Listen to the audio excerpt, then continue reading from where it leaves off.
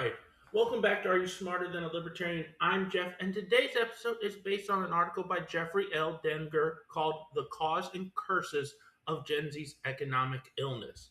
And let me tell you right now, if you're Gen Z, this might sting a little, but hey, growth hurts. Let's start with something relatable. You ever try to pick a movie with your girl? Yeah, that's basically a low level war, Cold War vibes. Nobody wins. Now, imagine trying to pick a spouse in today's economy. Yeah, good luck with that. There's actually a movie that nails this perfectly. It is called The Materialist. It shows exactly what's happening in modern dating. You've got two guys. On one side, you've got Harry, hedge fund manager, rich, tall, literally paid to have his legs lengthened so he could be taller. And that's not a joke. That's real as happened. This dude is what women call a unicorn. On the other side, you have John, broke, talented, passionate, but financially, he's eating ramen and dreams. And I think we've all been there if we ever tried the CEO and entrepreneur path. And the woman stuck between them realizes something brutal. It's not that she doesn't love John, it's that they're broke. That's the modern dating market in one sentence. It's not because we're not in love, it's because we're broke. And broke is different than poor, and I'll do a video on that later. Now, here's where it gets real. This isn't because Gen Z is lazy. It's not because men forgot how to be men or women forgot how to be women, although some on the left would say otherwise. It's because the entire system is rigged by something most people don't even understand. The hidden tax on everything, inflation. Not just prices going up. I'm talking about what Degner calls inflation culture. And this is where things get dangerous, and not in the fun way. Inflation doesn't just make eggs expensive. It rewires our brain and how we think. It changes how we think about money, relationship, risk taking, and the future. And it creates three toxic habits that are wrecking Gen Z. And that first habit that is toxic is dependency. You've got grown adults living like teenagers, delayed marriage, delayed careers, delayed everything. Average marriage age for men is over 30. First time home buyers, over 40. I'm 42, I'm getting ready to buy a home for the first time. The first time home buyer is 40. Let that sink in. By the time people are buying homes, they are closer to retirement than college. That's not normal. And that's not healthy for a society. That's dependency. And guess what? Guess who loves dependency the most? Government. Because the more dependent you are, the more control they have over you. Student loans, that's a form of control. Housing subsidies, form of control. Healthcare tied to your job, a form of control.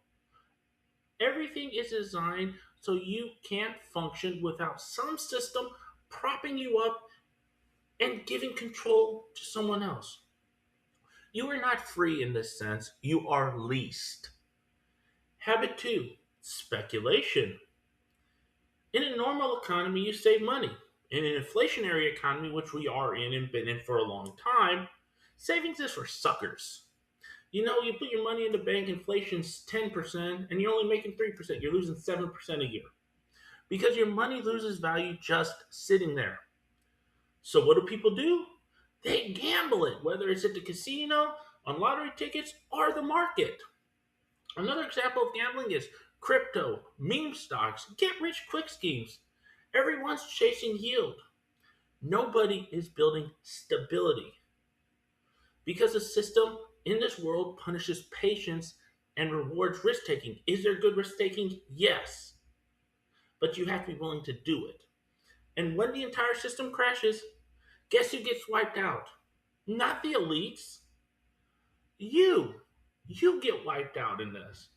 And that's the really sad part. Now, habit number 3, and I'm guilty of this, cynicism and distrust. And this one might be the worst. We all know money is fake. Everything starts to feel fake. The Gucci bag, the chains, it's all fake. People stop trusting institutions, which they should not trust institutions. Then they stop trusting each other, which you should really trust your fellow human. Dating becomes transactional. Friendships become opportunistic. Society turns into a low trust environment where everyone's asking, what's the catch? And then guess what happens next? It's not fun. It's good luck building a family. When you don't have relational capital and you only have transactional capital, it doesn't really work. And good luck building anything of value in this world. Now, here's where Degner flips the script. Because, yeah, the system is broken, but here's the thing, you don't have to be broken.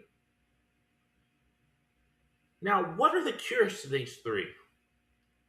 The first one is courageous independence.